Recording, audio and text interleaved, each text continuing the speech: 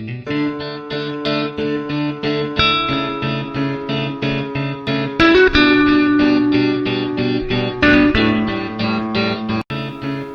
سرسن تعالی په پاک او سپېڅلي نامه درنو لیدونکو هیلهمند یم جوړ روغ او خوشحاله به یاست.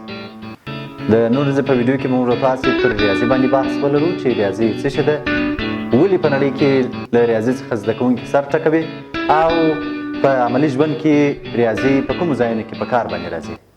راځو چې لومړی پر ریاضي باندې بحث وکړو چې ریاضي ته ولې ریاضي وایي او دغه کلمه له کوم ځای څخه منځته راغلې ده. ریاضي ته په انګلیسي ژبه کې میتھماتکس وایي. میتھماتکس له څه څخه عبارت دی؟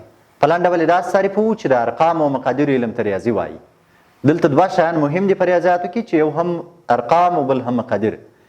ارقام د رقم جمع ده، رقمونه ریاضیکي سمبولونه دي. په نړۍ کې هره ژبه د ځان لپاره یو الفبا لري. الفبا له ټاکلو تورو څخه جوړه سوې وي. ریاضي اصلا یوه ژبه ده. څه ډول ژبه؟ د طبیعت او کائناتو ژبه. په نړۍ کې چې هر څه وجود لري د هغو د شمیر او د هغو د ارینجمنټ او تنظیم لپاره دغه ژبه پر مخ وړل کیږي. د ریاضي الفبا له لسو تورو څخه جوړه ده چې عبارت یې له 0، 1، 2، 3، 4، 5، 6، 7، 8 او 9 څخه. دغه لسو تورو ته یا دغه لسو نښو ته د ریاضیاتو الفبا ویل کیږي. د دغه الفبا په مرسته باندې بیا وروسته اعداد رامنځته سوي دي. که چیرې 2 یا زیات رقمونه سره یو ځای سي یا د الفبا توري سره یو ځای سي، لکه څنګه چې په پښتو ژبه کې الف ب ت او داسې توري سره یو ځای کېږي کلمات جوړوي، دلته په ریاضیاتو کې 1، 2، 3 سره یو ځای کېږي عددونه جوړوي. فرض مثال 321. د 321 لپاره موږ تاسې اړ وي چې 3، 2 او 1 د ریاضي الفبا څخه راواخلو او 321 مقدار یې اندازه ورباندې وښیو، لکه 321 ګرامه اوړه. راځو دوهمه مهمه موضوع چې باید ورباندې وغږېږو، هغه د ریاضیاتو دوهمه برخه وه چې اوس موږ تاسو ته ریاضیات څه شی راښیي. ریاضیات موږ تاسو ته په ورځني ژوند کې د شیانو اندازې د دغه لسو سمبولونو په مرسته باندې راښیي. د مثال په توګه موږ تاسو وایو زموږ اوسنی ټول ژوند د څو او څومره په مقدار سره راپیلېږي. دا چې څو بجې دي، د څو بجو د ښوولو لپاره موږ تاسو مجبور یو چې وښیو چې 4 بجې دي. په یوه ټاکلې نښه سره موږ تاسو ښیو چې د 4 په نښه سره کولی شو چې یو چاته وښیو چې 4 بجې دي. څو قلمونه لرو؟ 4 قلمونه لرو، یا هم 5 یا 10 قلمونه لرو. دا مقدار موږ تاسو د ریاضیکي ډیجټس یا هم سمبولونو په مرسته باندې ښوولی شو. نو ریاضي داسې خلاصه کوو چې د ارقامو او مقادیرو علم ته ریاضیات ویل کیږي، یا هم د ریاضیکي نښو یا د 0، 1، 2، 3 څخه تر 9 پورې د دغه نښو په مرسته باندې د شیانو د مقدار ښوولو ته ریاضیات ویل کیږي. دا و لومړۍ برخه. دوهمه برخه د ریاضیاتو استعمال دی په ورځني ژوند کې. موږ ولې اړ یو چې ریاضیات زده کړو؟ راځئ چې دا پوښتنه په داسې ډول باندې جواب کړو چې هغه کوم ځای دی چې ریاضي پکښې کارېږي په عملي ژوند کې یا هم په ریل لایف یوزیج یې چیرې دی. په نړۍ کې هیڅ داسې ځای نشته چې په هغه کې دې ریاضیات ونه کارول سي. لومړی مثال زه 3 پوښتنې وایم. که چیرې مو ریاضیات نه وي زده، موږ تاسې حتی مسلمان کېدلی نه سو. شاید دا پوښتنه ډېره درته جالبه واوسېږي. په اسلام کې د مسلمان کېدلو لپاره تر ټولو لومړی شرط دا دی چې موږ باید ووایو چې الله پاک یو دی، او دا یو چې ویلی سو دا د ریاضیاتو په مرسته باندې ویلی سو. یو د ریاضي د الفبا توری دی. دوهم د اسلام بناوي په شمیر سره دي. اسلام 5 بناوي لري. دا 5 چې موږ تاسو وایو دغه مقدار او اندازه چې ښیو د ریاضي په مرسته باندې یې ښیو.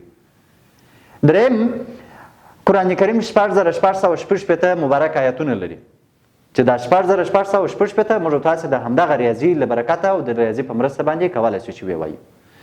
دوهم پرته له ریاضیاتو څخه موږ تاسو نسو کولی چې لمونځ وکړو. راځو دې پوښتنې ته تشریح ورکوو.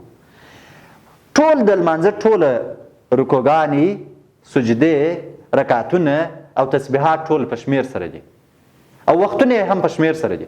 موږ څو وخته لمونځ کوو؟ 5 وخته. که ریاضي ونه اوسېږي موږ تاسې دغه 5 وختونه نسو پېژندلی او نه یې هم تشریح کولی سو. 2 سجدې او 1 رکوع په هر رکعت کې موږ تاسې لرو چې دا ټول په شمیر سره سوه. بله موضوع د حضرت محمد صلی الله علیه وسلم ملګري څو وه؟ 4. دا ټول ریاضیات شو. د ریاضیات په مرسته موږ تاسو کولی شو چې دې پوښتنو ته تشریحات ورکړو. نو موږ اړ چې د ژوند کولو لپاره ریاضیات زده کړو. دوم، موږ تاسو نشو کولی چې پرته له ریاضي څخه 2 کلمې خبرې وکړو. که وایو چې زه ځم، دا زه او ځم بیرته پوښتنه کوو چې څو کلمې دي وویلې، په جواب کې بیرته مجبور یاست ووایي 2 کلمې. دا 2 بیرته ریاضیات دي او د ریاضیات موږ تاسو ته مقدار راښیي. د مثال په توګه راځو، موږ تاسو که چیرې په حروفو کې یا په کلماتو کې د حروفو شمیر کم یا زیات کو، په هغې کې تغیر راځي. د مثال په توګه زه جشیم نوم لیکم، جیم شین ی میم له همدغه 4 تورو څخه جوړ دي. که 5م توري ور اضافه کړمه، هغه د جشیم د کلمې شکل ور اړوي او تغیر پکښې راولي، چې دا هم په ریاضي سره موږ تاسو ژبه تغیریږي. د پښتو ژبه 44 توري لري، انګلیسي ژبه 26 توري لري. پرته له ریاضي څخه د دغه تورو شمیرل او اوډل ناممکن دي. نو خلاصه دا چې ریاضي زموږ تاسو ټول ژوند دی او ریاضیات له 18مې پیړۍ څخه راوروسته د ماشین ژبه ګرځېدلې ده. د ماشینرۍ هغه کارونه چې د انسان مغز یې نشي کولی، یا هم موږ تاسو د انسان مغز چې کوم عملیې سرته رسوي، هماغه ماشین ته ورکول شوي دي. چې لومړنی ماشین هماغه کالکولیټر دی او ساده کالکولیټر چې کولی شي ریاضیکي عملیې سرته ورسوي، جمع، تفریق او ضرب سرته ورسوي. دا و د ریاضي استعمال. اخرنی موضوع د ریاضي د استعمال په اړه باندې راځو. یادوري یې کوو چې ریاضي موږ تاسو 3 ژوند لرو. لومړی د مور له رحم څخه بیا تر زیږېدنې او دنیوي ژوند تر پایه پورې. دوهمه دوره چې موږ تاسو لرو هغه د برزخ دوره ده یا د قبر دوره. اخرنی ژوند چې لرو د آخرت ژوند دی. په دې ټولو مرحلو کې موږ تاسو له حساب او کتاب څخه خلاص نه یو، له ریاضیاتو څخه خلاص نه یو. انسان فطرتاً الله پاک ریاضي پوه کړی دی. زموږ تاسو په وجود کې ریاضي خلق کړې او کریټ کړې ده. انسان 5 ګوتې په یوه لاس کې، 5 ګوتې په بل لاس کې، 2 سترګې، 2 غوږونه، دا ټول زموږ تاسو د بدن اعضا او غړي چې دي په شمیر باندې دي. نو انسان الله پاک فطرتاً ریاضي پوه پیدا کړی دی. که چیرې راسو یو مثال بل هم واضح کو.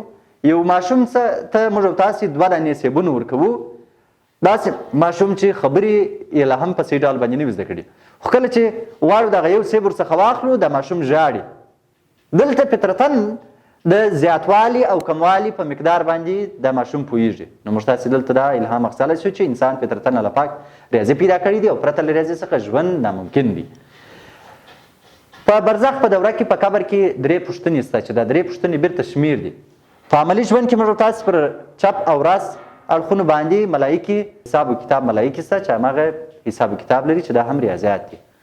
په قبر کې هم پوښتنې شته. په آخرت کې بیا هم تر ټولو ډېره ریاضي شته چې هلته د انسانانو اعمال تلل کېږي، د ښو او بدو اعمالو ترمنځ توپیر راوځي او جنت او دوزخ ته بیا انسانان رسول کېږي چې دا هم ریاضیات او حساب و کتاب دي.